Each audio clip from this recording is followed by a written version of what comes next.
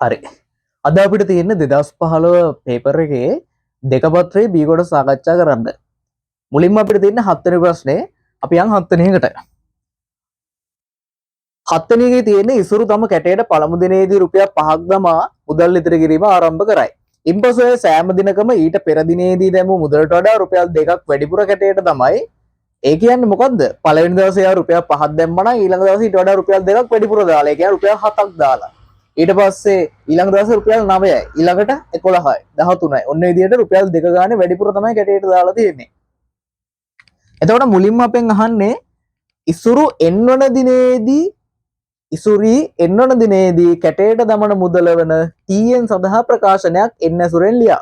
හරි. එතකොට අපි TN සූත්‍රය ගන්නවානේ TN සමානයි A වාරයක් N ඍණ 1 වාරයක් D. හරිද? A එකතු කිරීම N ඍණ 1 වාරයක් D. එහෙනම් දැන් මෙතන අහන්න අපේ TN සඳහා ප්‍රකාශන යන්නේ. එහෙනම් n වන දිනේ නිසා n කියන කෙනා වෙනසක් වෙන්නේ නැහැ. A කියලා කියන්නේ පළමු පදේ 5යි. n ගේ වෙනසක් වෙන්නේ නැහැ. D කියලා කියන්නේ අර අමතර දාපු මුදල වැඩි වෙවි යන ගානනේ රුපියල් 2යි. දැන් මොකද්ද වෙන්නේ? මේ දෙකෙන් මේ ඇතුළේ ඉන්න දෙන්නම ಗುಣ වෙනවා. එතකොට 5 එකතු කිරීම දෙවරක්ෙන් 2යි n වෙනවා. දෙවරක් ඍණ 1 ඍණ 2ක් වෙනවා. ඊට පස්සේ මේ 2යින් ඔන්න ලියාගත්තා 5න් 2ක් ගියම කීයද 3යි. එතකොට අපිට එනවා TN සමානයි 2යින් ධන 3 කියලා. මේක තමයි පළවෙනි උත්තරේ. ඊට පස්සේ ඒකෙම අහනවා එමගින් 26 වෙනි දිනේදී ඇය කැටයට දමන මුදල සොයන්න. 26 වෙනි දිනේදීනේ. දැන් අපි n වෙනි දිනේට නම් ප්‍රකාශනයක් ලියාගත්තා. මෙයාගෙන් අපිට පුළුවන් 26 වෙනි දිනේට ලියා ගන්න. ඒ කියන්නේ n වෙනුවට 26 ආදේශ කරන්න.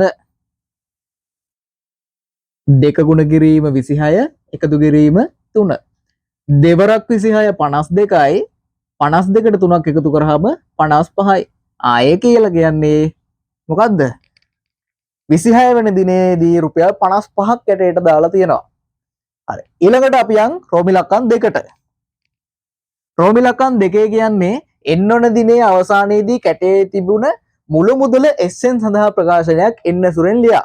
එහෙනම් දැන් අපි n වන දිනේ අවසානයේදී කැටේ තිබිච්ච මුළු මුදලට තමයි ප්‍රකාශනය ලියන්න හදන්නේ. එතකොට අපි SN සූත්‍රය දන්නවනේ. SN සමානයි n බෙදීම දෙවාරයක් 2යි a එකතු කිරීම n ඍණ 1 වාරයක් d. මෙයාගේ දැන් අපි n ට මුකුත් කරන්නේ නැහැ. මොකද n වන දිනේදීනේ. අපි අනිත් අගයන් ටික ආදේශ කරමු. a කියලා කියන්නේ 5යි d කියලා කියන්නේ 2යි. මෙයාගේ ඇතුළේ ඉන්න දෙන්නම දෙකෙන් ගුණ කරනවා. ඊට පස්සේ මොකද්ද වෙන්නේ? දෙවරක් 5 10යි. දෙකෙන් n ගුණ කරාම 2යින් දෙකෙන් ඍණ 1 ගුණ කරාම ඍණ 2යි. ඊට පස්සේ දැන් මෙතන 10න් මේ ඍණ 2 අඩු නම් 8ක් කියලා එනවනේ. 2යින් ධන 8. ඊළඟට කරන්න ඕනේ මෙතනින් අපිට සාධකයක් එළියට ගන්න පුළුවන් දෙකේ ඉලක්කම.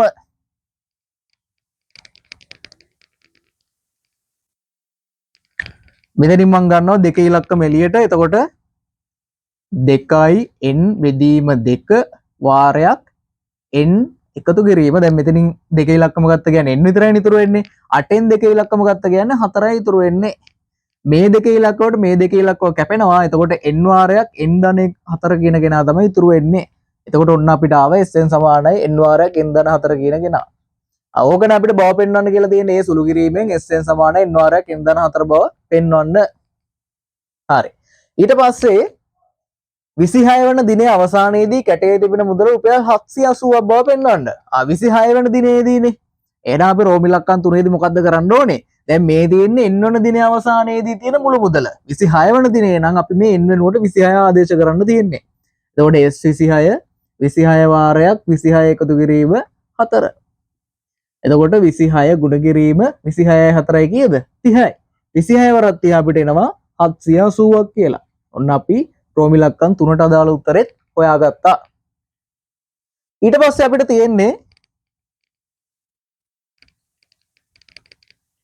30 වන දිනේ අවසානයේදී කැටේ ඇති මුදල රුපියල් 1100ක් වනු පිණිස ඉසුරු 27 වන දිනේ සිට කැටේට මුදල් දමන්නේ ඊට පෙර දිනේදී දැමූ මුදලට වඩා රුපියල් x ගණනක් වැඩි වනසේය. එහෙනම් මේ දවස් 26ෙම රුපියල් 2 ගානේ වැඩි වෙන්නට දැම්මේ. ඊට පස්සේ 27 වෙනි දවසේ ඉඳන් රුපියල් x ගාණක් වැඩි වෙන්න තමයි දාලා තියෙන්නේ. එතකොට එයා 26 වෙනි දිනේ අවසානයේ වෙන විට රුපියල් 780ක් දැන් කැටේ තියෙනවනේ. දැන් 30 වෙනි දවස වෙද්දී 1100ක් වෙන්න ඕනේ. ඒ කියන්නේ 780 කියන කෙනා ගාව විදන්නේ ඔය 1100ට ගිහිල්ලා තියෙන්නේ. එතකොට අපි මුලින්ම බලන්න ඕනේ දැන් අපිට තියෙන්නේ දැන් පද ගණනක එකතුව නිසා අපි පද ගණනක එකතුව සූත්‍රයම තමයි පාවිච්චි කරන්නේ. මම සූත්‍රය ලියලා ඉන්නම්. Sn සමානයි n බෙදීම දෙවාරයක් 2a ධන n ඍණ එක වාරයක් d. හැබැයි මේවට අගයන් ආදේශ ගාත පොඩි වෙනස්කම් ටිකක් තියෙනවා. මොකද දැන් අපි කලින් වගේම ආදේශ කරලා හරියන්නේ නැහැ. මෙතෙන්ද වෙනස් වෙන්නේ මෙන්න මේ අගය. දැන් මෙතෙන්ට අපිට කෙලින්ම 1100 දාන්න බෑ. හේතුව තමයි පළවෙනි දවස් 26 දී රුපියල් 2 ගාණ ඉතුරු කරලා තියෙනවා. රුපියල් 2 ගාණ වැඩිපුර. ඊට පස්සේ ඉතුරු දවස් 4 දී තමයි රුපියල් x ගාණ දාලා තියෙන්නේ. ඒ කියන්නේ x ගාණක් එකතු කරලා. කලින් දවසට වඩා x ගාණක් වැඩිපුර තමයි දාලා තියෙන්නේ. හරිද? එහෙනම් අපි බලන්න ඕනේ ඔන්න අන්තිම දවස් 4 දී කොච්චරක්ද කියලා. එතකොට දැන් පළවෙනි දවස් 26 780යි දවස් 30 වෙනකොට 1100යි. එහෙනම් අපිට පුළුවන් අන්තිම දවස් 4 කොච්චරක්ද කියලා බලන්න 1100න් 780ක් අඩු කරන්න. දැන් මේ අපි හෙව්වේ දවස් කීයකටද? අපි මේ හෙව්වේ දවස් 4කට. එහෙනම් අපි ලියනවා 4 බෙදීම 2යි කියලා. දැන් එතකොට මේක පටන් ගත්තේ කොතනින්ද? මේ අපි දැන් 26 වෙනි දිනේනේ. 26 වෙනි දිනේට අදාළ අගයට x කියලා මුදලක් එකතු වෙලා තමයි 27 වෙනි දවසේදී ඔන්න දාන්නේ. එතකොට 27 වෙනි දවසේ තමයි පළවෙනි පදේ විදියට ගන්නෙ. එතකොට 27 වෙනි දවසේ පළවෙනි පදේ විදියට ගන්නවා නම් අපි දැන් මොකද්ද කරන්න ඕනේ? 26 වෙනි දිනේදී කීයක් තැන්පත් කරාද? අපි මුලින්ම හෙව්වා කීයද? රුපියල් 55ක්. එහෙනම් දැන් මේකේ පළවෙනි පදේ විදියට අපි ලියන්නේ 55ට x කියලා මුදලක් එකතු කරාම එනාගේ. ඒතර 27 වෙනි දවසේදී දාලා තියෙන්නේ 55ට x කියලා මුදලක් එකතු කරලා. ඊළඟට n කියලා කියන්නේ 4යි d කියලා කියන්නේ කොච්චරයිද? d කියන්නේ x. ඇයි x කියලා මුදලන්නේ දැන් එකතු වෙවි යන්නේ? හරි. දැන් මේ අසුරු කළාට පස්සේ අපිට එනවා සමීකරණේ. දැන් මේක සමීකරණ විදියට අපිට ගන්න පුළුවන්. මේක තවදුරටත් සුළු කරලා ඉවරලා අන්තිමේට එනවා කාගේ උත්තරේද? x ගේ උත්තරේ. හරි අපි හදාගෙන 1100න් 780ක් අඩු කරාම කීයද? 780 ඉඳන් 18 තියෙනවා 220ක්. තව 100ක් කියන්නේ 320යි. සමානයි 4 2කින් බෙදුනාම 2යි. මේ දෙකෙන් මෙයාව ගුණ කරන්න. ඊට පස්සේ මේ x කින් මේ දෙන්න ගුණ කරන්න. දෙන්න කියන්නේ 4න් එකක් ගියන් 3යිනේ. 3 වරක් x 3යි x. අපි කෙලින්ම ගමුකෝ. 2 වරක් 55 110යි. එකතු කිරීම 2 වරක් x 2යි x. මෙතන ඉන්නවනේ කවුද? 3යි x. හරි. ඊට පස්සේ දෙපැත්තම දෙකෙන් බෙදන්න. එතකොට මෙන්න මේ එළියේ ඉන්න දෙකේ ඉලක්කම අපිට නැති කරන්න පුළුවන්. 320 දෙකෙන් බෙදුවාම 160යි. හරි. ඊළඟට කරන්න ඕනි දැන් මේ 110 ඉන්නවා 2x ධන 3x කියන්නේ 5x නේ. එතකොට අපිට එනවා 160 සමානයි 110 එකතු කිරීම 5x කියලා. මේ 110 මෙහෙට අරන් යන්න. එතකොට එයා අඩු කිරීම 110ක් වෙනවා. 160න් 110ක් ගියන් කීයද? 50යි. එතකොට 50 සමානයි 5x නම් දෙපැත්තම දැන් අපිට 5න් බෙදුව හැකිනේ. එතකොට අපිට එනවා x සමානයි කීයක් කියලාද? 10ක් කියලා. x සමානයි 10යි. ඔන්න අපි x සමීකරණයක් ලියලා ඒක විසඳලා x අගයක් කීයද කියලා ගත්තා. හරි. ඊළඟට අපි යන් එහෙනම් 8 වෙනි ගානට.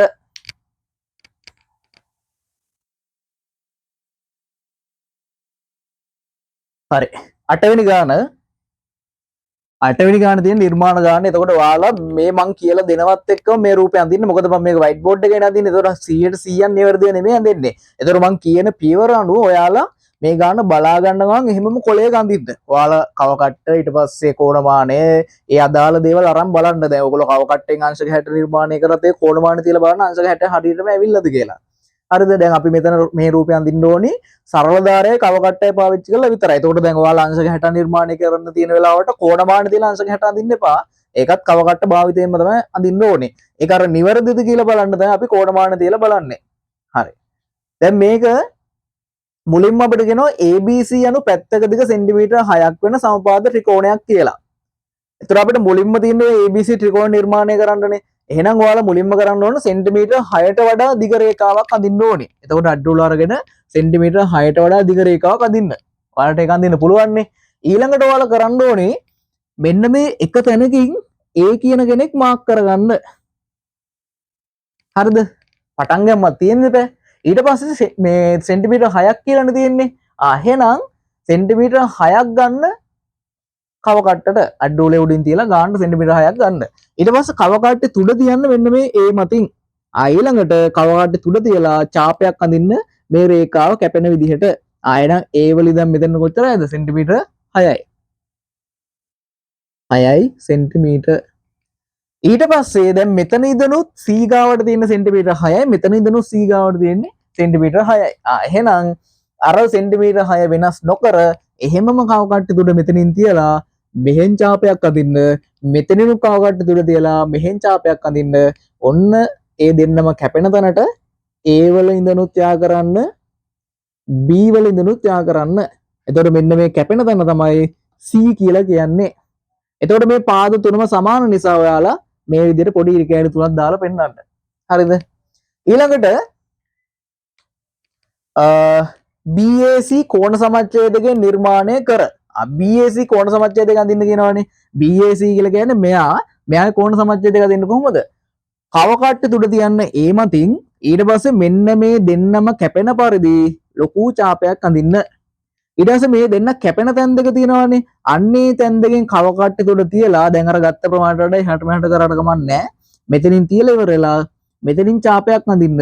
ඒ දුර වෙනස් නොකර මෙතනින් කව කට්ටි තුඩ තියලා මෙහෙම චාපයක් අඳින්න. ඊට පස්සේ මෙහෙම කැපෙන තැනයි ආ කරන්න. හරි. දැන් අපිට කියන්නේ මොකද්ද? නිර්මාණය කර ABC හමු වන ලක්ෂය D ලෙස නම් කරන්න. BC කියන්නේ මෙයානේ. එයා හම්බෙන්නේ මෙතෙන්දී. ඔන්න එයා D කියලා නම් කරා. ඊළඟට D සිට AC ට ලම්බයන් නිර්මාණය කර. D සිට AC ට කියන්නේ මෙයාට තමයි ලම්බයක් අඳින්න ඕනේ. එහෙනම් ඔයාලා කව කට්ටි තුඩ මෙතනින් තියලා මෙන්න මේ පාදයේ තැන් දෙකකින් කැපෙන විදිහට තාප දෙකක් අඳින්න ඕනේ. එතකොට කව කට්ටි තුඩ මෙහෙම තියලා මෙහෙන් චාපය කැපෙන විදිහට අඳින්න ඕනේ. එතකොට සමහර විට ඔයාලගේ චාපේ මෙහෙන් යන්නත් පුළුවන්. හරිද? එහෙම වුණොත් ඔයාලා කරන්න ඕනේ මෙන්න මෙයාව තව පොඩ්ඩක් මෙහෙට දික් කරගන්න. එතකොට හරි. එතකොට ඔයාලා මෙහෙන් චාපයක් අදිනවා ආයි මෙහෙන් චාපයක් අදිනවා. ඔය චාප දෙක ඇන්දර පස්සේ මෙතනින් කව කට්ටි තුඩ තියලා මෙහෙන් චාපයයි මෙතනින් කව කට්ටි තුඩ තියලා මෙහෙන් චාපය අඳින්න. ඊළඟට ඔයාලට පුළුවන් මෙයාව මෙහෙම යා කරන්න. හරිද? ඊට පස්සේ මෙන්න මෙතන හම්බෙන කෙනාට නමක් දීලා තිනවා. එහි අඩිය E ලෙස නම් කරන්න. E කියලා ගන්නලු. නම E කියලා ලියනවා. ඊට පස්සේ මොකද්ද කියන්නේ?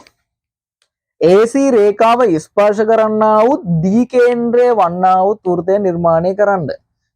AC රේඛාව ස්පර්ශ වෙන්නත් ඕනි. ඊට පස්සේ D කේන්ද්‍රය වෙන්නත් ඕනේ. D කේන්ද්‍රය වෙලා ඊව ස්පර්ශ කරනවා නම් මෙතන ගානට ගෑවිගෙන යන්න ඕනේ. හරි ප්‍රශ්නයක් නෑ. ඇයි මෙතන දැන් ලම්බයක් යන්න කියලා කියන්නේ මෙතන අංශක 90යිනේ. එහෙනම් අපි දන්නවා ස්පර්ශය වෘත්තයක් ස්පර්ශ කරන ස්පර්ශක රේඛාවේ ස්පර්ශ ලක්ෂයත් කේන්ද්‍රයත් ගන්න රේඛා මොකද්ද වෙන්නේ? එකිනෙකට ලම්බ වෙනවා. එහෙනම් මෙතනින් කව කට්ට තුඩ තියලා මෙතනින් පැන්සා තුඩ තිබ්බම මේ තියෙන්නේ අරේනේ. අන්නේ අරේ අරගෙන ගාන්ට වෘත්තයක් අඳින්න. එතකොට ඔය වෘත්තේ හරියටම මෙතන ස්පර්ශ කරගෙන යනවා. ඊට පස්සේ මෙන්න මෙයත් ස්පර්ශ වීගෙන යන්න ඕනේ හරිනම්. ඔන්න විදිහට තමයි යන්න ඕනේ. ඔයාලා ඒක හරියටම අඳින්න මේ ගාම්ම අඳින්න. ඊට පස්සේ මෙම වෘත්තයට C සිට ස්පර්ශකයක් AC හැර C වල ඉඳන් ස්පර්ශකයක් දැන් මෙහෙට අඳලා තියෙන්නේ. එතකොට තව එක්කෙනෙක් අඳින්නලු. තව එක්කෙනෙක් අඳින්නේ කොහොමද? මෙතන ඉඳන් මෙතෙන්ට තියෙන දුර. ඔයාලා ඉගෙනගෙන තියෙනවා ස්පර්ශක එකිනෙකට දිගින් සමානයි කියලා. එහෙනම් මෙන්න මෙතන ඉඳන් මෙතෙන්ට තියෙන දුරයි මෙතන ඉඳන් මෙතෙන්ට තියෙන දුරයි අපි අරගත්තොත් එමේ දෙන්න සමාන වෙන්න බෑ. එහෙනම් අපි ඒකෙන් තමයි ස්පර්ශකයන් නිර්මාණය කරන්නේ. එතකොට ඔයාලා කව කට්ටි තුඩ මෙතනින් තියලා පැන්සා තුඩ තියාගන්න E උඩින්. ඊළඟට කව කට්ටේ දුර එනවනේ. ඊට පස්සේ හේමම කව කට්ට කරකවලා මේ පැත්තෙන් චාපයක් අඳගන්න. ඊට පස්සේ මෙතන ඉඳන් මෙහෙම යා කරගෙන යන්න. එතකොට තවත් ස්පර්ශකයන් නිර්මාණය වෙනවා. ඒ දික්කල AD හමු වන ලක්ෂය F ලෙස නම් කරන්න. AD කියන කෙනා මෙහෙම දික් කරගෙන ගියොත් ඒ හම්බෙන තැනට අපි කියනවා කවුරු කියලාද?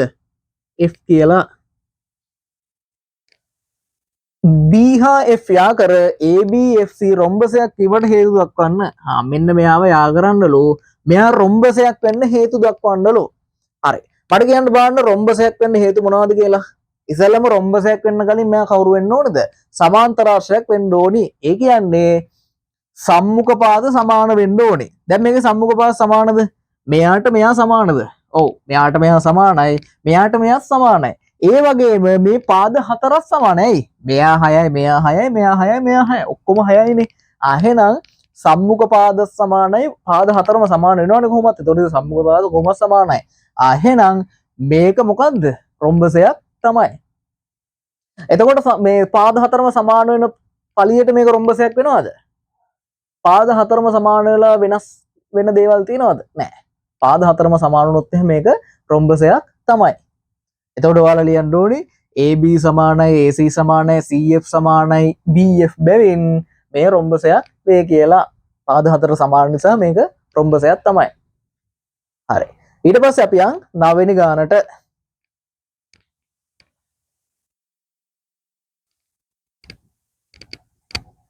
හරි. ඊළඟට 9 වෙනි ගාන. බස් රථයක උදෑසන ගමන් වාරයකදී මගීන්ට නිකුත් කළ ප්‍රවේශපත් පිළිබඳ තොරතුරු අතර සංඛ්‍යාත ව්‍යාප්තියක් පහත වගේ දැක්වේ. එතකොට මේකේ ප්‍රවේශපත්‍රයේ මිල තියෙනවා, ප්‍රවේශපත් ගණන තියෙනවා. මුලින්ම අපෙන් අහන්න ව්‍යාප්තියේ මාතපන්තිය ලියා දක්වන්න කියලා. හරි. මාතපන්තිය ලියද්දී මොකක්ද අපි බලන්න ඕනේ? සංඛ්‍යාතයේ වැඩිම කෙනා. එතකොට ප්‍රවේශපත් ගණන වැඩිම කීයද? 6 7 13 17 13 8. ඒ කියන්නේ 17 නේ වැඩිම. 17 වැඩිම නම් එයාට අදාළ පන්තිය කීයද? 20යි 24. අන්න එයා තමයි එතකොට මාත පන්තිය වෙන්නේ. ඊට පස්සේ රෝමි ලක්කම් 2. නිකුත් කරන ලද ප්‍රවේශ පත්‍රවල මධ්‍යන්න මිල සොයන්න. මධ්‍යන්න හොයන්න තියෙන්නේ උපකල්පී මධ්‍යන්න ගන්න කියලා නැති නිසා අපි වගුව ගහන්නේ කොච්චරකටද? තීර 4කට තමයි ගහන්නේ. එතකොට ඔන්න විදිහට කොටස් 4කට ගන්නවා. පළවෙනි එක්කෙනා ප්‍රාන්තිපාන්තරය, දෙවෙනි එක්කෙනා මධ්‍යගය, මධ්‍යගයට තමයි අපි x කියලා කියන්නේ. ඊට පස්සේ ඉන්නවා සංඛ්‍යාතය, එයාට අපි කියනවා f කියලා. මේ දෙන්නගේ ගුණිතය තමයි අන්තිම තීරයට දාන්නේ. හරිද? ඊට පස්සේ දැන් මේක කීයක් තියෙනවද පහලට? පේලි 1 2 3 4 5 6යි. 1යි 2යි 3යි 4යි 5යි 6යි. හරිනේ. මේකේ අන්තිම දෙන්නගේ එකතු වල යන්නත් තව පේලියක් තියාගන්න. මෙයා සිග්මා f, මෙයා සිග්මා fx. හරි. ප්‍රාන්තිපාන්තර මොනවද තියෙන්නේ? 8 12 12 16 16 20 20 24 24 28 32. ප්‍රවේශපත් ගණන තියෙනවා 6යි 7යි 13යි 17යි 13යි 8යි. ඊට පස්සේ දැන් අපිට පුළුවන් මධ්‍යගයේ තීරව පුරවන්න කොහොමද? මේ දෙන්න එකතු කරලා දෙකට බෙදන්න. 8යි 12යි 20යි 20 දෙකට බෙදුවාම 10යි. ඊට පස්සේ 12යි 16යි 12යි 16 එකතු කරාම 28යි 28 දෙකට බෙදුවාම 14යි. ඊට පස්සේ දැන් 4 4 නේ වැඩි වෙන්නේ. ආයෙ නම් කෙලින්ම අපි 4 4 වැඩි කර කර ලියනවා. මේ 14ට 4ක් 18යි 18ට 4ක් 22යි 22ට 4ක් 26යි 26ට 4ක් 30යි. ඊට පස්සේ මේගොල්ලන්ගේ එකතුව කීයද? මෙතන 7යි 13යි 20ක් වෙනවා.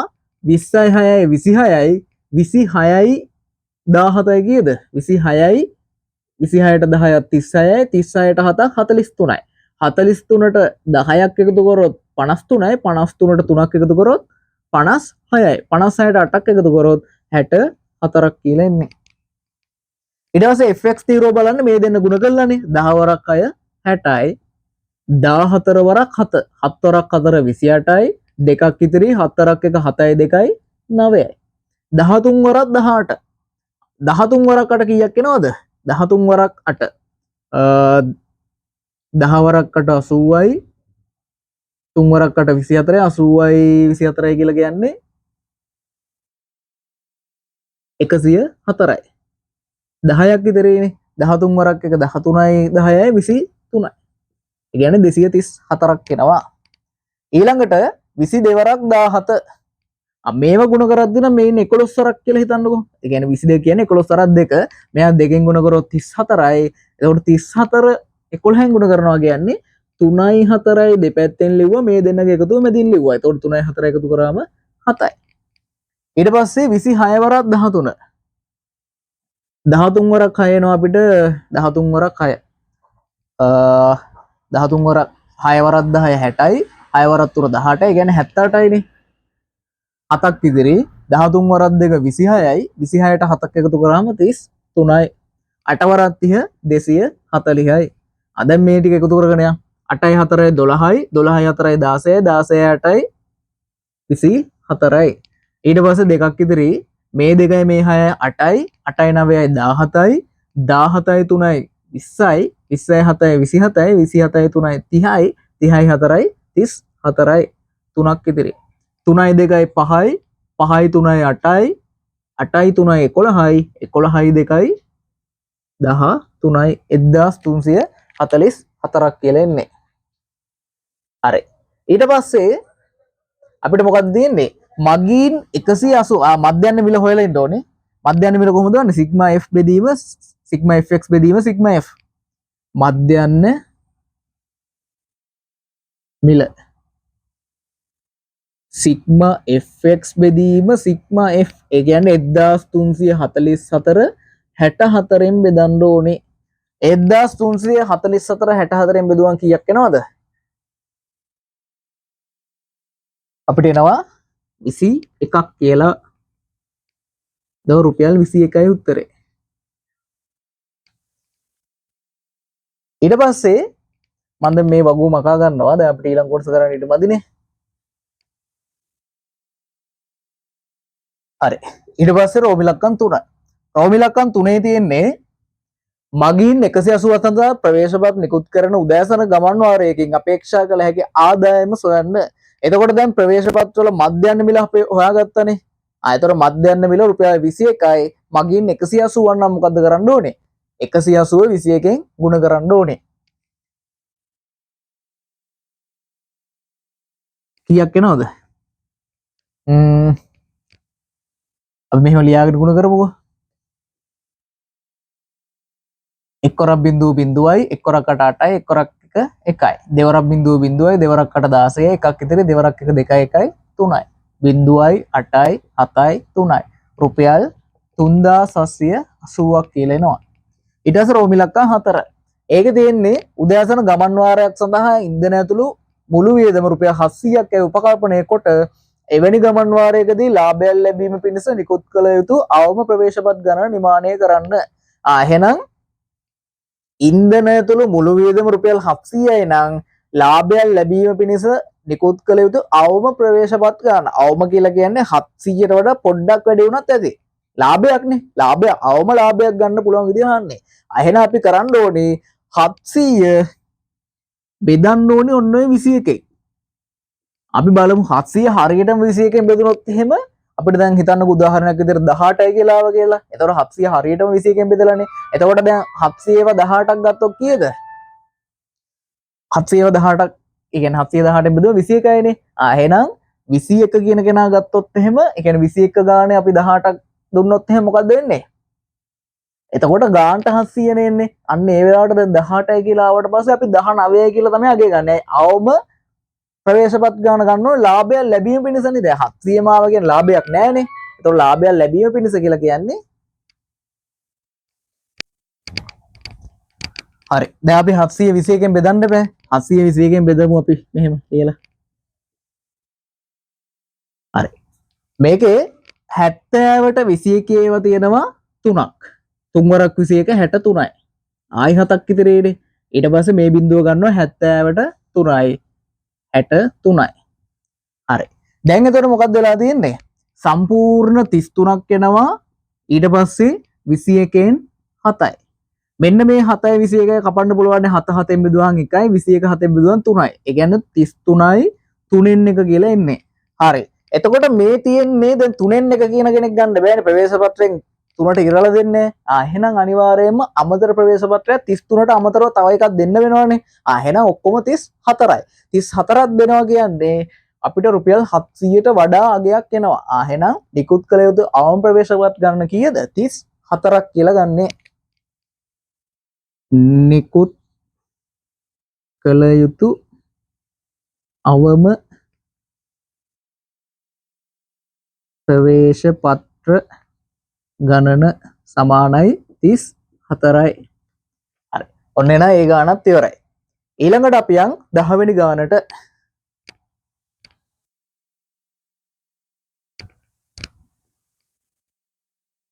හරි.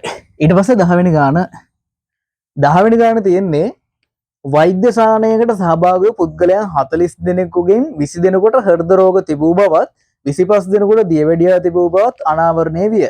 තවද හෘද රෝග වලින් පෙළුණු සියලු දෙනාත් දියවැඩියාවෙන් පෙළුණු සියලු දෙනාත් ආතතියෙන්ද පෙළුණි.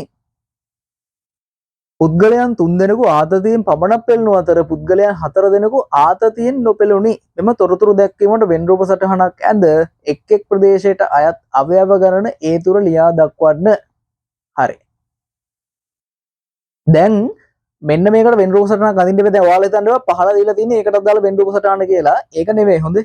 දැන් එතකොට අපි වෙනම එකක් තමයි අඳින්න ඕනේ. එතකොට මේ වෙන් රූපේ අඳිනකොට ඉතින්ලා ගානට අදාළව බලන්න ඕනේ. මෙතන අපි රවුන්ඩ් 3 අඳින්න ඕනේ කොහොමද? රවුන්ඩ් 3ක් එනවනේ මෙතන.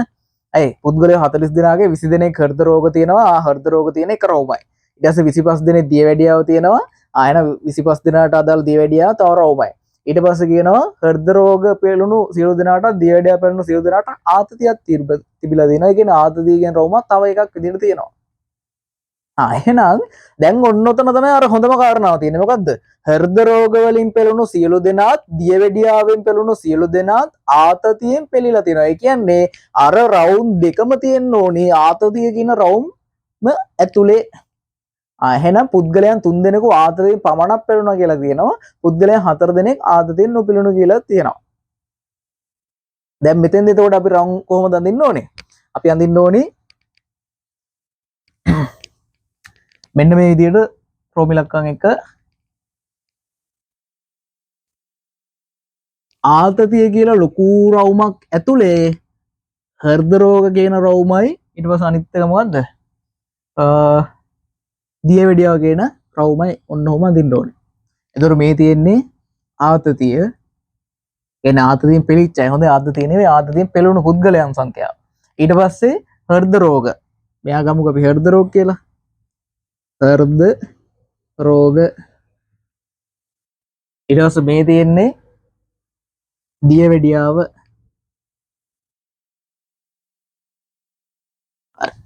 එතකොට මේ සම්පූර්ණ කෙනා සරලට කුලයක් කියලා ලියා ගන්නවා.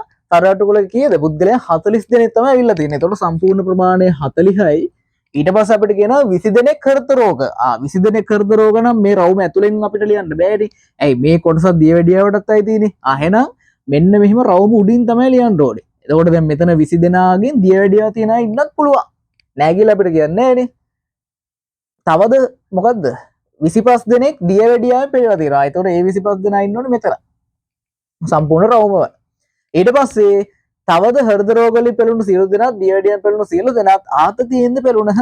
පුද්ගලයන් 3 දෙනෙක් ආතතියෙන් පමණක්. ආතතියෙන් පමණක් කියලා කියන්නේ මේ රවුම් දෙකෙන් එළිය මේ රවුම ඇතුලේනේ. එහෙනම් ඊට පස්සේ ඒකෙනුත් එළිය ඉන්නවා කවුද? 4 දෙනෙක් ආතතියෙන් පෙළලා නැහැලු. ඒ 4 දෙනා ඉන්නේ මෙතන. දැන් ඔයාලට ඉතුරු ටික ටක් ගාලා පුරව ගන්න පුළුවන්. පුරවන්න මෙහෙමයි. ඔන්න බලා ගන්නකො. මේ 40න් මේ 4 දෙනා අයින් කරනවා. එතකොට කීයද? 36යිනේ. ඒ කියන්නේ ආතතියෙන් පෙළුණු ඔක්කොම 36ක් ඉන්නවා. මේ 36 දෙනාගෙන් මේ 3 දෙනා අයින් කරමුකෝ. එතකොට 33යිනේ. ඒ කියන්නේ මේ රවුම් දෙක ඇතුලේ 33ක් ඉන්න ඕනේ. එතකොට මේ සම්පූර්ණ රවුම ඇතුලේ 20ක් ඉන්නවනේ. එතකොට අර 33න් 20ක් ගියොත් 13යි. එතකොට මෙන්න මෙතන තමයි ওই 13 දෙනා ඉන්නේ. එතකොට මේ 25න් මේ 13ක් මෙතන ඉන්නවා නම් මෙතන කීයක් ඉන්න ඕනේද? 12ක් ඉන්න ඕනේ. මෙතන 25 දෙනාගෙන් 13ක් මෙතන නම් මෙතන 12යි. මෙතන 20 දෙනාගෙන් 12ක් මෙතන ඉන්නවා නම් ඉතුරු 8 දෙනා ඉන්න ඕනේ මෙතන. ඔන්න ඒ විදිහට තමයි සම්පූර්ණ වෙන් රූප සටහනම පුරවන්නේ. හරිම ලේසි වෙන් රූප සටහන. ඊට පස්සේ අවයව ගණන ඒ තුර ලියා දක්වන්න කියලා තියෙන්නේ. ඊට පස්සේ රෝම ඉලක්කම් 2 හෘද රෝග වලින් නොපෙළුණු නමුත් දියවැඩියාවෙන් පෙළුණු පුද්ගලයන් ගණන කීයද? හෘද රෝග තිබිලා නැති වුණාට දියවැඩියාව තිබිලා තියෙන පුද්ගලයන් ගණන ඇහලා තියෙන්නේ. ඒතකොට දියවැඩියාව තියෙනවා හෘද රෝග වලින් පෙළිලා නැති. එහෙනම් මෙන්න මේ 13 දෙනා ගැන තමයි කියන්නේ. 13යි. හරි. ඔන්න එහෙනම් තවත් මේ කියන්නේ තව වෙන් රූප සටහනකට යනවා. දැන් මේක උතනින් ඉවරයි. ඊට පස්සේ මොකද්ද කියන්නේ? සායනයට සහභාගී වූ 40 දෙනා අතර ඖෂධ භාවිතා කළාය මෙන්ම භාවිතා නොකළායද සිටියහ. මෙම තොරතුරු භාවිතයෙන් ඇති අසම්පූර්ණ වෙන් රූප සටහන පහත් දැක්වේ. රෝම ඉලක්කම් 3 කියන්නේ ඉහත දී ඇති වෙන් රූප සටහන පිටපත් කරගෙන ඒ තුල හිස්ව ඇති ප්‍රදේශ දෙකට අදාළ අගයන් ලියා දක්වන්න. හරි. අපි එන රෝම ඉලක්කම් 3ට අදාළ වෙන් රූප සටහනක් ඇදගමුකෝ. ඒකේ තියෙන්නේ වෘත්ත දෙකයි.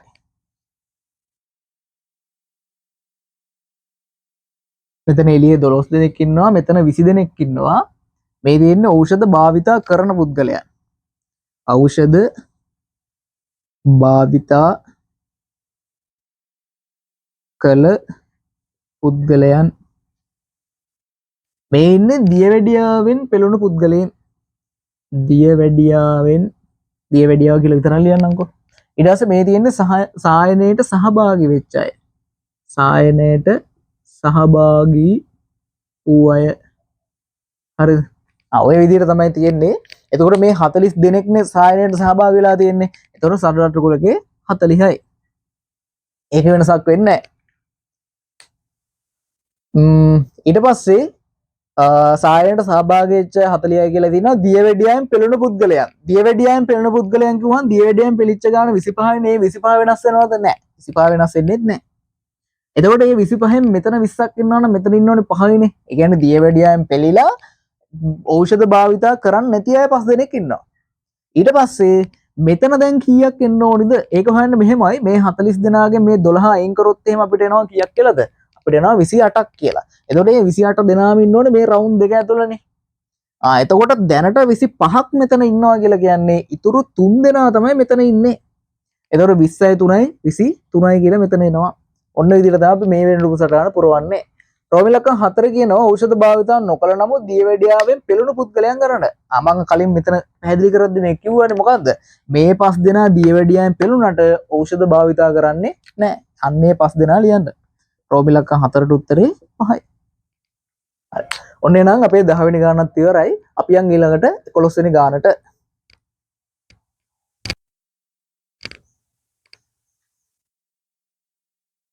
හරි. 11 වෙනි ගාන. දී ඇති රූපයේ ABC කෝණය සමානයි ACB කෝණයද x යනු AB මත පිහිටි ලක්ෂයක්ද y යනු දික්කල CA මත AY සමානයි AX වන පරිදි පිහිටි ලක්ෂයක්ද වේ. BAC හි කෝණ සමච්ඡේදකයට D හිදී BC හමු වේ. රූපය පිටපත් කරගෙන ඉහත දී ඇති තොරතුරු එහි දක්වන්න කියලා තියෙන්නේ. හරි. ඉතින් අපි රූපය අඳගමුකෝ. මෙන්න මේ විදිහේ රූපේ තියෙනවා.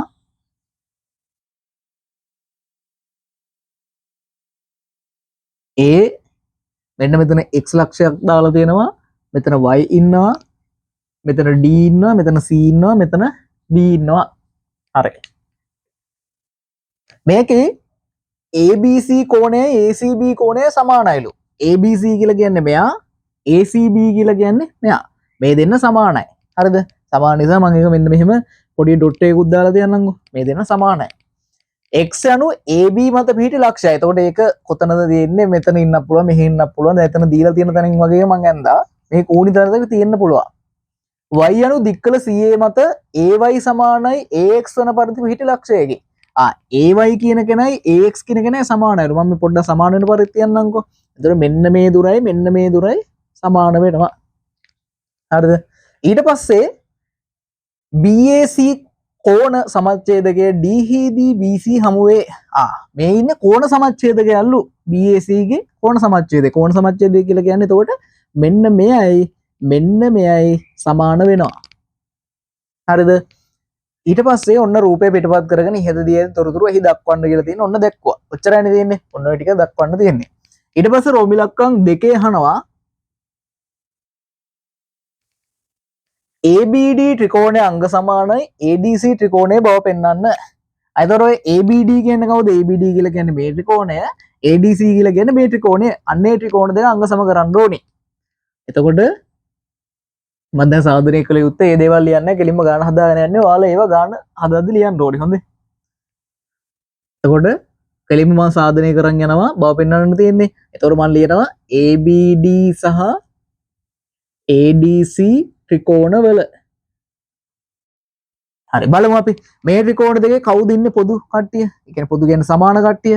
මෙන්න මෙයාට මෙන්න මෙයා කවුද? මෙන්න මෙයා පොදු පාදයේ දෙන්නටම ඉන්නවානේ. ඊට පස්සේ මේ ඉන්න කෝණ දෙක සමානයි. ඒක දත්තේ දීලමයි තියෙන්නේ. ඊළඟට මේ කෝණ දෙක සමානයි නම් ඒ කෝණ දෙකට සම්මුඛ පාද දෙක සමානයි කියලා ගන්නත් පුළුවන්. හැබැයි පොඩි ප්‍රශ්නයක් තියෙනවා. දැන් අපි ගත්ත මේ පාදේ කියලානේ. එතකොට මේ පාදේ ගත්තොත් මෙන්න මේ කෝණ තමයි එන්න ඕනේ. එහෙනම් ඒ දෙන්න සමානයි කියලා දන්නවනේ. අපිට මේක අවස්ථා දෙකකින්ම පෙන්වන්න පුළුවන්. මොකද්ද? දැන් මෙතන මන්ට මේ කෝණ දෙකයි මේ පාදේ අරගෙන මේ කෝණ දෙකයි මේ පාදේ ගත්තා නම් කෝකෝපා අවස්ථාව. ඒකෙන් අංග සම කරන්න පුළුවන්.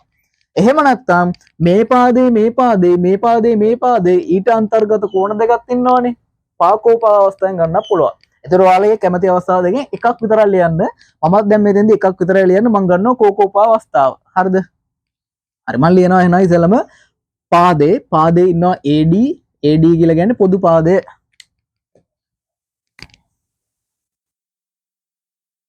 පොදු පාදය. ඊට පස්සේ මම ලියනවා මේ දෙන්න ABD කෝණය සමානයි ACD කෝණය. මේ දීලා තියෙන්නේ දත්තය. අපිට ගාන දීලා තිබිච්ච කෙනානේ. ඊට පස්සේ BAD කියන කෝණය සමාන වෙනවා CAD කියන කෝණයට. ඒ දෙන්න සමාන වෙන්නේ ඇයි? BAC ගේ කෝණ සමච්ඡේදකයේ AD බැවින්. මේ කෝණේ හරියට සමච්ඡේදනය කළානේ තියෙන්නේ. අන්න ඒක ඔයාලා මෙතන හේතු විදිහට ලියන්න ඕනේ. ඊළඟට දැන් හරිනේ කෝණ දෙකයි පාදය. ඒ කියන්නේ කෝකෝපා අවස්ථාව. එම නිසා ABD ත්‍රිකෝණය අංග සමානයි ADC ත්‍රිකෝණය. ඇතුලෙන් ලියන්න කෝකෝපා කියලා. හරිද? ඊට පස්සේ තියෙනවා දික්කල yx ට Eහිදී BD හමුවේ දික්කල yx ට yx කියන කෙනා මෙහෙම දික් කරනවලු. ඒ කියන්නේ මෙයා දැන් යා වෙනවනේ. ඔන්න යා වෙනවා. මෙයා කොතැනද හම්බෙන්නේ?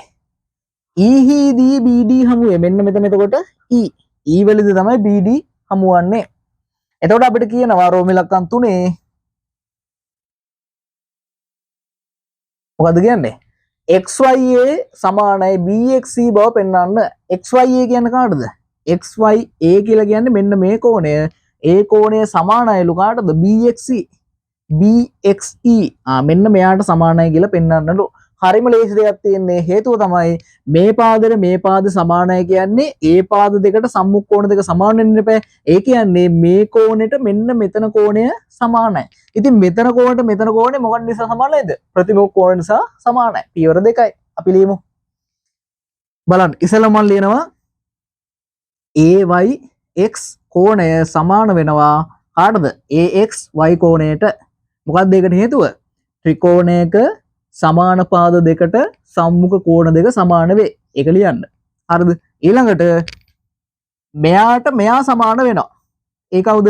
AXY ට BXE සමාන වෙනවා. මොකක්ද හේතුව? ප්‍රතිමුඛ කෝණ. එහෙනම් AYX ට AXY සමානයි, AXY ට BXC සමානයි. එහෙනම් AYX ට BXC සමානයි. මේක අපි ඉගෙන ගන්නවා 9 වසරේදී මොනවද? ප්‍රත්‍යක්ෂ.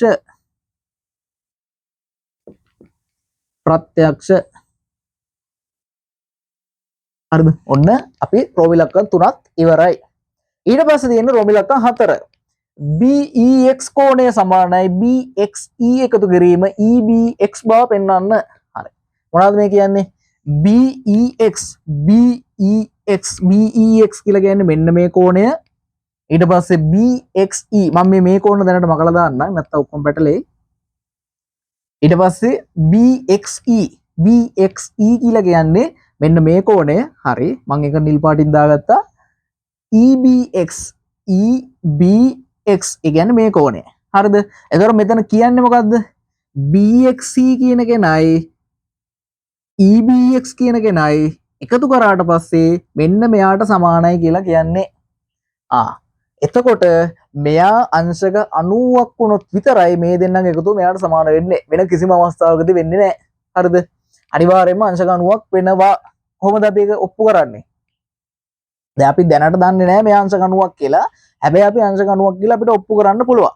දැන් අපි මේ දෙන්න සමානයි කියලා අරගෙන තියෙන්නේ. ඒව එහෙම පාවිච්චි කරන්න පුළුවන්. හරි මම මේ ටික මකන්නම්කෝ.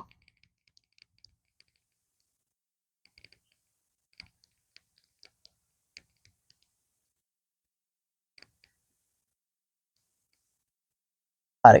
දැන් ඔයාලා බලන්න මෙතන අංශක 90ක් වෙන්න එපා. මෙතන අංශක 90ක් කියලා අපිට එකපාර කියන්න බෑ. අපිට ටික ටික ගාන හදන්න වෙන්නේ. හරි. ඔයාලා බලන්න මෙන්න මේ විදිහට දැන් මේ ත්‍රිකෝණය ගත්තාම දැන් බලන්නකො මේ ත්‍රිකෝණේ. මේ ත්‍රිකෝණයේ මේ කෝණ සමච්ඡේදය කියලා කියනවනේ. ඔයාලට පේනව නේද මේ ත්‍රිකෝණයෙන් මෙන්න මේ කෝණ දෙක සමානයි. ඒතර මේ කෝණ දෙකට සම්මුඛ පාද දෙක සමාන වෙනව නේද? එහෙනම් මේ ඉන්න පාදයේ මේ ඉන්න පාදයේ සමානයි. මේ ඉන්න පාදයේ මේ ඉන්න පාදයේ සමානයි කියන්නේ මේ මොකද්ද? සමදීපාද ත්‍රිකෝණය.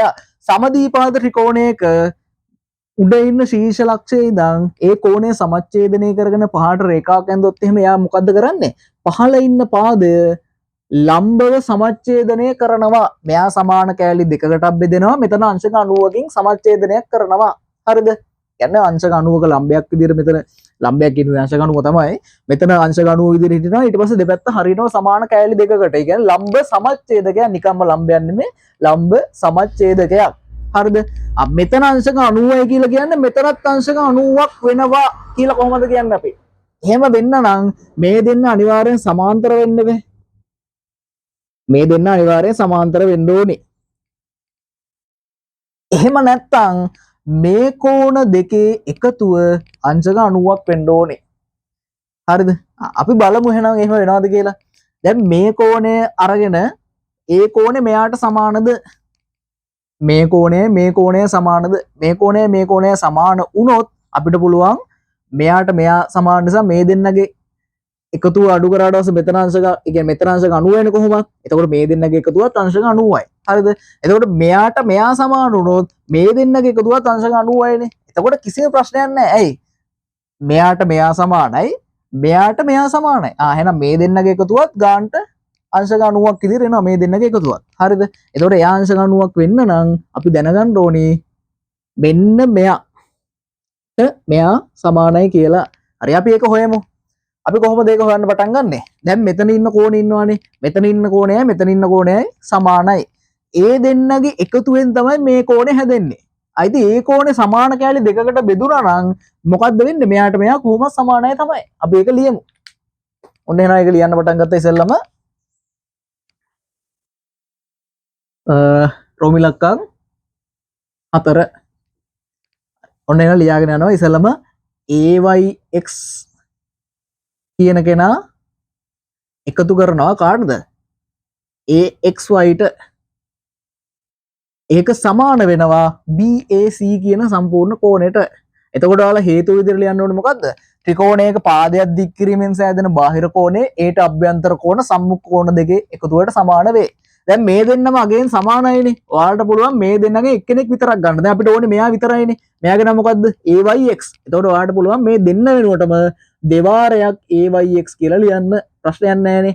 මේ BAC කියන කෙනා වෙනුවට දැන් මෙයා විතරයිනේ ඕනේ. එතකොට BAC කියන කෙනා වෙනුවට ඔයගොල්ලන්ට ලියන්න පුළුවන් මොකද්ද? 2යි CAD කියලා. ඒකේ ප්‍රශ්නයක් නෑ නේ. CAD වගේ දෙගුණයක් තමයි මේ සම්පූර්ණ කෝණය. හරිද? අපි දෙන්නගෙම දැන් මේ දෙකේ ඉලක්කම් ටික කපලා දැම්මොත් අපිට එනවා නේද AYX සමානයි CAD කියලා. හරි බලන්නකො දැන් හරිනේ. අපිට ඕනේ මෙයාට මෙයා සමාන කරගන්න. ඒ දෙන්න සමාන වුණා. එහෙනම් දැන් ඉතින් ගාන ඉවරයි වගේ තමයි. අපි ඊටු ටික ලියාගෙන යන්න. මොකක්ද දැන් ඉස්සෙල්ලම ලියන්නේ? මෙයා අංශක 90 කියන කතන්දරේ ලියන්න බෑ. ඔන්න මම ලියනවා ADC සමානයි අංශක 90යි. ඔයාලට ඒක ලියන්න පුළුවන් සමදීපාද ත්‍රිකෝණ ප්‍රමේය කියලා. සමදීපාද ත්‍රිකෝණ ප්‍රමේයේදී ඔය සඳහන් කරුණු ටික අනිවාර්යෙන් තියෙනවා. ඒතකොට සමදීපාද ත්‍රිකෝණ ප්‍රමේය කියලා ලියන්න නැත්නම් දීර්ඝ වශයෙන් ලියන්න අවශ්‍ය නැහැ. හරිද? ඒතකොට ගාන බලන එක්කෙනෙක් දන්නවා සමදීපාද ත්‍රිකෝණයන් නිසා තමයි කරන් තියෙන්නේ කියලා. ඊළඟට දැන් මෙතන අංශක 90යි කියලා ගත්තනේ. ඊළඟට අපි කරන්න ඕනේ මෙතන ඉන්න කෝණයයි මෙතන ඉන්න කෝණයයි අංශක 90යි කියලා පෙන්වන්න ඕනේ. අපි නිකම්ම කිව්වට හරියන්නේ නැහනේ. අපි ඒතර කරන්නේ මේ කෝණ තුනේ එකතුව අංශක 180ක් කියලා ලියලා මේ අංශක 90 අයින් කරනවා. හරි මම ඒක ලියන්නකො මුලින්ම. ADC එකතු කිරීම DAC එකතු කිරීම ACD සමානයි 180යි. එතකොට ඒවට හේතු වල ලියන්න පුළුවන් මොකද්ද? ත්‍රිකෝණයක අභ්‍යන්තර කෝණ තුන එකතු අංශක 180ක් වේ. දැන් මේක 90යිනේ. මේක 90යි නම් ඒක එහා පැත්තට යවන්න. DAC එකතු කිරීම ACD සමානයි 180 අඩු කිරීම 90. එතකොට එනවා අපිට අංශක 90ක් කියලා. දැන් සමාන කට්ටිය මේකට ගන්නකො. සමාන කට්ටිය කවුද? සමාන කට්ටිය තමයි DAC එකතු කිරීම ACD කියලා ඉන්නේ. එතකොට මෙතන DAC කවුද DAC? DAC කියන්නේ මෙයානේ. මෙයාට සමානයි මෙයා. මේ කවුද? AYX. AYX. ACD කියන්නේ කවුද? ACD කියන්නේ මෙයානේ. එයාට සමානයි කවුද? එයාට සමානයි මෙන්න මේ කෝණය. මේ කවුද? ABC කෝණය. ඉතින් මේ දෙන්නගේ එකතුව අංශක 90 තමයි. අංශක 90 කියන කතාව වෙනස් වෙන්නේ නැහනේ. ඊට පස්සේ මෙයාට මෙයා සමානයි. ඉහත අපි සාධනය කරලා තියෙන්නේ. ආයෙකත් ලියමු අපි. එතකොට AYX වෙනකොට මට ලියන්න පුළුවන් BXC කියලා. ABC සමානයි අංශක 90යි. හරිද? එතකොට CBX ඔන්න BXC ඉන්නවා. ABC තමයි ඉන්නේ. අපිට ඕනේ කවුද? EBX. EBX කියන්නේත් ABC ම තමයි. අපි ඒ අකුර වලින්ම ලියාගමුකෝ. අපිට දීලා තියෙන්නේ EBX කියලානේ. හරි. ඔන්න අපි එක පැත්තක් හරි. දැන් ඉතින් මොකද්ද කරන්න තියෙන්නේ? මේ කෝණේ ගන්න තියෙන්නේ. මේ කෝණේ ඉතින් කොහොමත් එනවනේ. මොකද්ද හේතුව? මේ ත්‍රිකෝණයක් තියෙන්නේ. ත්‍රිකෝණයක අභ්‍යන්තර කෝණ තුන එකතුව අංශක 180යි. 180යි නම් මේ දෙන්න 90යි නම් මෙයත් 90යිනේ. ඒ කියන්නේ මේ දෙන්නගේ එකතුව එයාට සමාන වෙනවා. අපි එහෙනම් ඉස්සෙල්ලාම ලියමු මේ ත්‍රිකෝණයේ අභ්‍යන්තර කෝණ තුන එකතුව. BEX ත්‍රිකෝණය සලකා BXE එකතු කිරීම XBE සමානයි එකතු කිරීම BEX සමානයි 180යි. හේතුව තමයි ත්‍රිකෝණයක අභ්‍යන්තර කෝණ තුන එකතු අංශක 180ක්. ඊට පස්සේ වල කරන්න ඕනේ මෙන්න මේ කොටස අංශක 90යිනේ. අන්නේ අංශක 90 කියන කොටස මෙහෙම වෙනම අංශක 90ක් කියලා ගන්න. කවුද ඉන්නේ? BXC ඒ කියන්නේ මෙයා. ඊට පස්සේ EBX ඒ කියන්නේ මෙයා. එතකොට මේ දෙන්න අංශක 90යි එකතු කිරීම BEX සමානයි 180යි. දැන් මොකද වෙන්නේ? මේ 90 එහා පැත්තට ගියාම BEX සමානයි 90යි කියලා එනවා. ඉතින් මේක 1 කියලා ගන්න, මේක 2 කියලා ගන්න. දෙන්නම 90 නම් මොකද්ද වෙන්නේ? 1 සමානයි 2. 1යි 2යි සමානයි නම් මොකද්ද වෙන්නේ? 1යි 2යි සමානයි නම් BXE එකතු කිරීම EBX සමාන වෙනවා කාටද? BEX ට. ඔන්න අපි ගාන හදලා ඉවරයි. හරිද? ඊළඟ ගානටත් උදව් වෙන විදිහට තමයි මම මේ ගාන හැදුවේ. ඇයි මෙතනත් දැන් අංශක 90යි මෙතනත් අංශක 90යි. හරිද? ඒක නිසා අපිට මේ ගාන හදන්න ලේසි වෙනවා. ඊළඟ එක මොකක්ද ඒ කියන්නේ? XE කියන කෙනා මෙයා කාටද? AD ට සමාන්තර බව පෙන්වන්න මේ දෙන්න සමාන්තරය තමයි. දැන් ඉස්සෙල්ලා මම මේ සමාන්තර කතාව ලිව්වා. ලිව්වට මම ඒක පාවිච්චි කරේ නෑ. ඒක සමාන්තර වෙන්න හේතුව මොකද්ද? මෙතන අංශක 90යි මෙතන අංශක 90යි. මෙතන 90යි කියලා කියන්නේ මෙතනත් 90යිනේ. අන්න ඒ කතන්දරෙන් තමයි ඔක වෙන්නේ.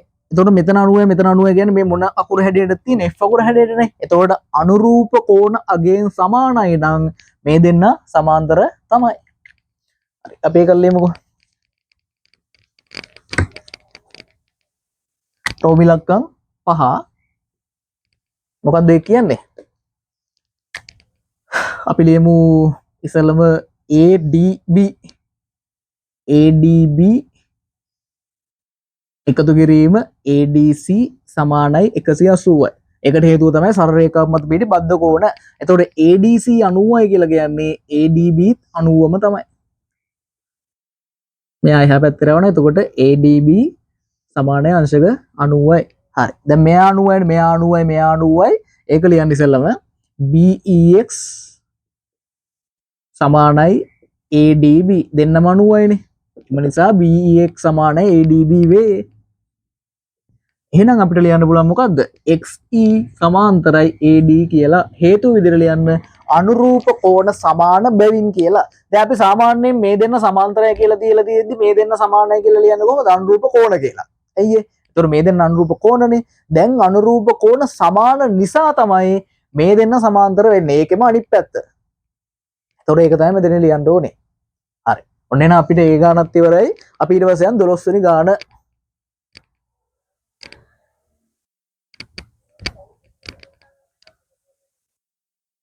හරි. ඊට පස්සේ අපි යන් 12 වෙනි ගානට. 12 වෙනි ගාන තියෙන්නේ දී ඇති රූපයේ AB යනු O කේන්ද්‍රයේ වෘත්තයේ ජයයකි.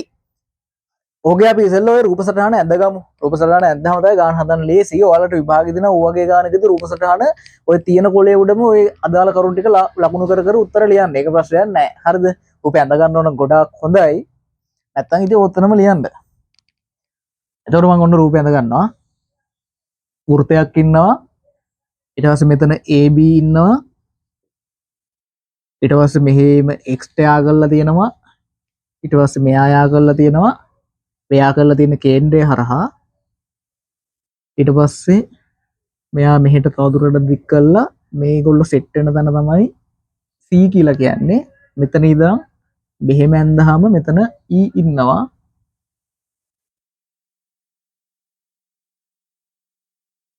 මෙහෙම ඊට පස්සේ මෙයාත් යා කරලා තියෙනවා. ඒ දෙන්න හම්බ වෙන තැන D. එතන B. මේ දෙන්න සමානයි. මෙතන x කියලා දීලා තියෙනවා. ඊට පස්සේ මෙයාත් යා කරලා තියෙනවා. හරි. ඔන්න ඔහොම ටිකක් තියෙන්නේ. හරි. අපි බලමු මේකේ ගානේ තව මීට අමතර දේවල් කියලා තියෙනවද කියලා. දී ඇති රූපේ AB අනු O කේන්ද්‍රයේ වෘත්තයේ ජයයකි. හරි. AB කියලා කියන්නේ O කේන්ද්‍රයේ වෙච්ච වෘත්තයේ ජය යන්නේ. එයා ජයයක් තමයි. දික්කල AB මත C ලක්ෂ පිහිටා ඇත්තේ AB මත C ලක්ෂ පිහිටා ඇත්තේ OB කියන කෙනයි BC කියන කෙනයි සමාන වෙන පරිදි. දික්කල BO රේඛාවට BO රේඛාව දික් කරලා දෙනවා මෙහෙට. වෘත්තය හම්බෙන්නේ කොතෙන්ද? XCD එකත් හරි. A හා B හිදී වෘත්තයට ඇති ස්පර්ශක A වලදී B වලදී මේ ස්පර්ශක දෙකක් තමයි ඇඳලා තියෙන්නේ. මොකද්ද? D හිදී හමුවේ. D වලදී හම්බෙලා තියෙනවා. දික්කල DB රේඛාවට DB කියන රේඛාව දික් කරලා තියෙනවා. එතකොට එයා හම්බෙලා තියෙන්නේ E කියන තැනදී තමයි OC කියන කෙනා හම්බෙලා තියෙන්නේ. AX x කියලා දීලා තියෙනවා. එහෙනම් පහත තියෙන කෝණ ටික x ඇසුරෙන් තමයි ලියන්න ඕනේ. එතකොට මුලින්ම රෝම ඉලක්කම් එක තියෙනවා කවුද? AOB. AOB කියලා කියන්නේ මේ කෝණෙනේ. ඔයාලා ඉගෙනගෙන තියෙනවා වෘත්ත ඡාපයක් මගින් කේන්ද්‍රය මත ආපාදිත කෝණය එම ඡාපය මගින් වෘත්තය මත ආපාදිත කෝණයෙන් දෙගුණයක් වේ. එහෙනම් එයා කීයද? 2x. මම දැන් කියපු ප්‍රමේය එතනින් ලියන්න. අයි හේතු දක්වමින් කියන්න තියෙන ඔයාලා හේතුව ලියන්න ඕනේ. ඊට පස්සේ රෝම ඉලක්කම් 2. OBA OBA කියන්නේ කාටද? දැන් මෙයා 2x. ඒක මේක ඇතුලෙන් ලියලම තියාගන්න. ඒක ලේසි. OBA කියලානේ තියෙන්නේ. OBA කියන්නේ මෙන්න මෙතන කෝණය. හරි. එතන කෝණයක් ගන්න හරිම ලේසි. හේතුව තමයි මේ පාදේ සමානයි. ඇයි සමාන වෙන්නේ? ඒ දෙන්නේ වෘත්තයේ අරයන්. එතකොට අපි මුලින් මේ කාරණාව ලියලෙමු. මම ලියනවා OA සමානයි OB. මේ තියෙන්නේ වෘත්තයේ අරයන්.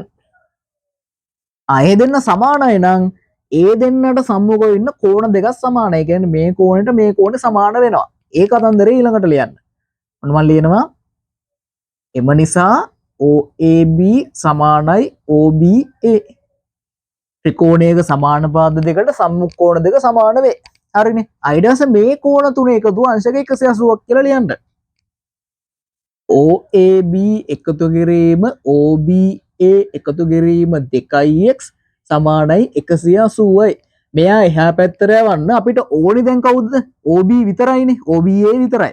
ඒතර මේ දෙන්නම සමානයි නම් ඔයාලට ලියන්න පුළුවන් මෙයා වෙනුවටත් OBA කියලා. ඒතර OBA කියලා කියන්නේ 2යි OBA. 2x එහා පැත්තට ගියානේ. එතකොට 180 අඩු කිරීම 2x. මෙයාගෙන් දෙකේ ඉලක්කමක් ගන්න එළියට. එතකොට 2යි OBA සමානයි දෙවාරයක් 180ෙන් දෙකක් ගත්තාම 90යි 2x ගෙන් දෙකක් ගත්තාම x. එතකොට දැන් මොකක්ද වෙන්නේ? මේ දෙකේ ඉලක්කමට මේ දෙකේ ඉලක්කම කැපෙනවා. OBA සමාන වෙනවා 90 අඩු කිරීම x ට. හරි. අපි ඒකත් මේ රූප සටහන ඇතුළට දාගමු. එතකොට මේ කෝණේ 90 අඩු කිරීම x. මේ කෝණෙත් 90 අඩු කිරීම x. ඊට පස්සේ රෝම ඉලක්කම් 3ට යන්න. ඒකේ මොකද්ද කියන්නේ? BOD. BOD කියලා කියන්නේ කවුද? BO D අකුර කොහෙද තියෙන්නේ? මෙතනනේ. BOD කිව්වම එයා යා කරලා නැහැ. එහෙනම් අපිට යා කරගන්න වෙනවා. මෙන්න මෙහෙම යා කරන්න. ඔන්න BOD කියන්නේ මේ කෝණේ ඔන්න මම යා කරා. අන්න එයාගේ අගේ තමයි අහන්නේ. BOD වලගේ. එයාව කොහොමද හොයන්නේ? දැන් මෙතන හරියටම මේ ඉන්නේ කවුද කේන්ද්‍රයේ ඉඳන් මෙහෙම ස්පර්ශක ලක්ෂයට ඇඳලා තියෙනවනේ කෙනේ. ඒතකොට මෙතන අංශක 90යි කියලා ඔයගොල්ලෝ දන්නවා. ඒක ඔයගොල්ලන්ට හේතුවක් විදිහට ලියුව හැකියි. ඊට පස්සේ මෙතන කෝණය කීයක්ද කියලා කොහොමද හොයාගන්නේ? මෙතන කෝණය. දැන් එතන කෝණේ දැන් සාමාන්‍ය දැන් මෙතනයි සමානයි. එතකොට දැන් මේක සමානවමද ගිහිල්ලා තියෙන්නේ?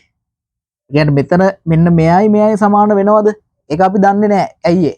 අපි දන්නේ නැහැ මේක හරියටම අංශක 90 වෙන්ද ගිහිල්ලා තියෙන්නේ කියලා. හැබැයි දැන් මෙතන මොකක්ද වෙලා තියෙන්නේ? මේ ස්පර්ශක දෙක හමු වන ලක්ෂය. එතෙන්දී නම් මොකද්ද වෙන්නේ? එහෙම හම්බෙලා තියෙනවා නම් මේ දෙන්න සමානයි, මේ දෙන්න සමානයි. ඒක අපි ස්පර්ශක පාඩමේදී ඉගෙන ගන්න තියෙනවා. දැන් මේ කොටස ස්පර්ශක නැතුව තිබ්බනම් අපිට මෙතන හරියට අංශක 90 තියෙන්න බෑ. එතකොටනේ අපිට පාවිච්චි කරන්න පුළුවන් සමදීපාද ප්‍රමේය කියලා.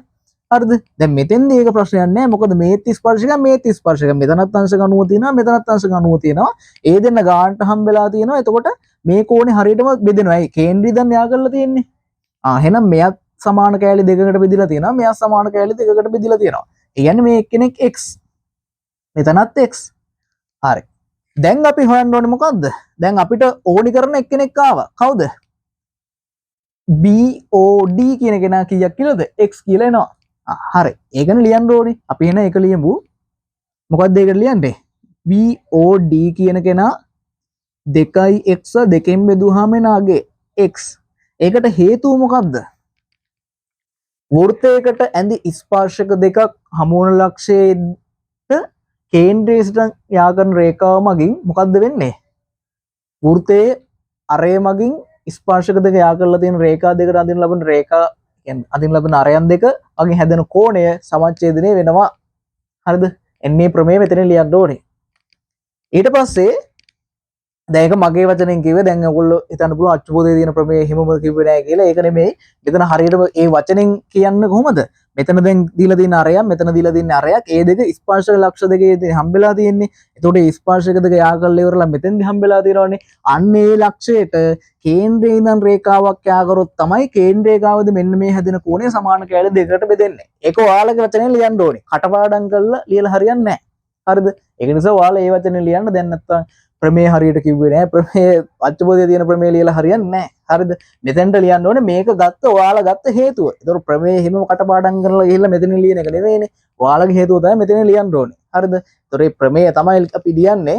ඒකට ප්‍රමේය දීලා තියෙන විදිහටම ගිහිල්ලා මෙතන ලියන්නේ නෑ. ඒතකොට අපි ලියන්න ඕනේ අපේ වචනේ. ඒතකොට ඔයාලට මම මේ කරුණ කියනවා. ඔයාලා ඒක ලියන්න ඕනේ. දැන් මට බෝඩ් එකේ ලියන්න ඊට මත නිසා තමයි මම ලියන්නේ නැත්තේ. ඒතකොට ඔයාලා ඒක හරියට ලියන්න ඕනේ. හරි. හරි. ඊට පස්සේ රෝමි ලක්කා 4. ඒකේ තියෙන්නේ BOE කෝණය හොයන්නනේ. BOE කියලා කියන කාටද? BOE. කියන්නේ මෙන්න මේ කෝණයනේ. එතකොට එන්නේ කෝණේ මෙන්න මෙයාට සමාන වෙනවා. හරිද? මේ කෝණය මෙයාට සමාන වෙනවා. එතකොට මේ දෙන්න එකිනෙකට සමානයි නම් ඒ දෙන්නගේ එකතුව කාට සමාන වෙන්නේ? මෙයාට සමානයි. හරිද? මේ කෝණය අපි දැනටම දන්නවනේ. එහෙනම් මේ දෙන්න අගෙන් සමානයි නම් මේ කෝණය එන්නේ මේ දෙන්නගේ එකතු වෙන්නේ. එතකොට මේ කෝණය දෙකට මැදින් බෙදුවොත්, ඒ කියන්නේ මේ කෝණය සමානව දෙකෙන් බෙදුවොත් මේ කෝණ දෙකේ අගයන් දෙක එනවා. සමානව බෙදන්න තමයි තියෙන්නේ. ඉතින් ඔයාලා ලියන්නේ වුණාට කොහොමද ලියන්නේ? ඉතින්ම ලියන්න ඕනේ EOB සමානයි ECB කියලා. මේකට හේතුව ත්‍රිකෝණයක සමාන පාද දෙකට සම්මුඛ කෝණ දෙක සමානයි. එහෙම නැත්නම් BC සමානයි OB. මම කියවන ඔයාලගේ වචනේ ලියන්න ඕනේ. BC සමානයි OB නිසා තමයි මේ දෙන්න සමාන වෙන්නේ. හරිද? ඊට පස්සේ මේ කෝණ දෙක එකතුව තමයි මෙයා. එතකොට මම ලියනවා OBA. OBA සමාන වෙනවා EOB එකතු කිරීම ECB. හරිද?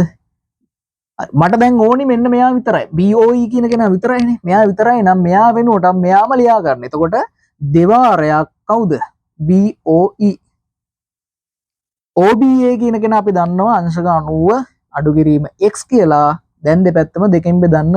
එතකොට අපිට එනවා BOE සමානයි අංශක 90 දෙකෙන් බෙදුවොත් අංශක 45යි. x දෙකෙන් බෙදුවොත් x බෙදීම 2යි කියලා තියන්නේ. හරිද? ඔන්න ඔක තමයි උත්තරේ. එහෙම නැත්නම් ඕක ඉතින් මේ විදිහටම තියන්න පුළුවන්. ඒක ප්‍රශ්නයක් නෑ. ඒ දෙන්න වෙන වෙනම ලිව්වා. නැත්නම් 90 අඩු කිරීම x බෙදීම 2යි. මෙයා මෙතනින් මෙහෙම උත්තරේ තිබ්බත් කමක් නෑ. හරි. ඊට පස්සේ අපි යන් රෝම ඉලක්කම් 5ට.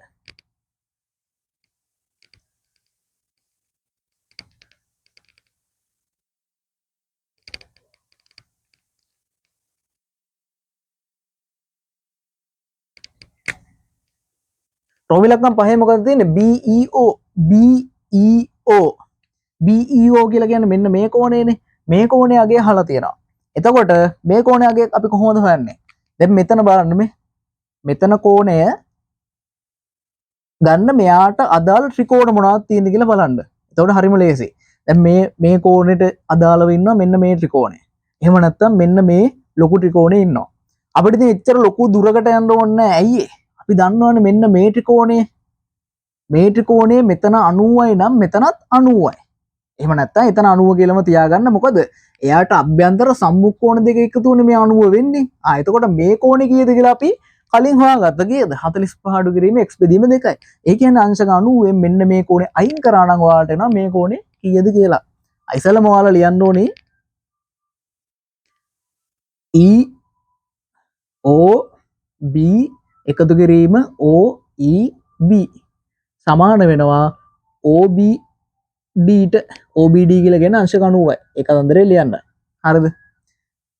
ඊළඟට දැන් මෙතන අපි එක්කෙනේ හොයාගත්තනේ කවුද? BOE කියන කෙනා. එයා 45 අඩු කිරීම x බෙදීම 2යිනේ. ඒක මෙතන ලියා ගන්න.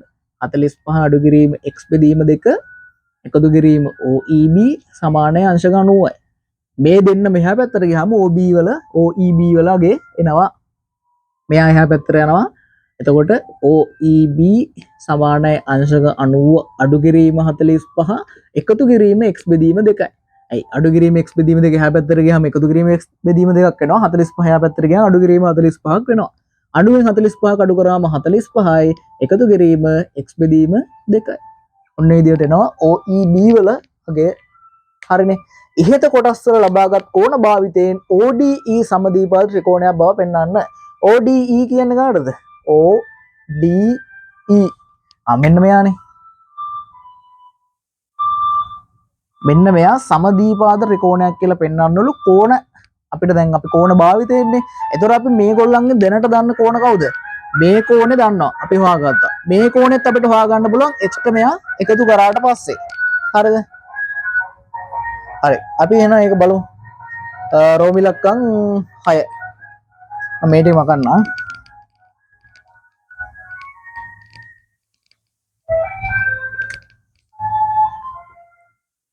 මුලින්ම බලමු DOE කියන කෝණේ කීයද කියලා. එතකොට මේ x කියන කෝණයට කොච්චර එකතු වෙන්න ඕනේද?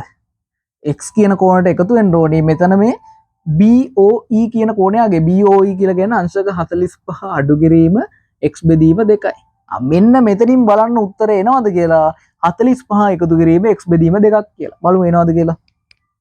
x ගෙන් x බෙදීම 2ක් ගියාම x බෙදීම 2 ඉතුරු වෙනවනේ. ඒක තමයි එන්නේ මේ 45 එකතු කිරීම x බෙදීම 2යි.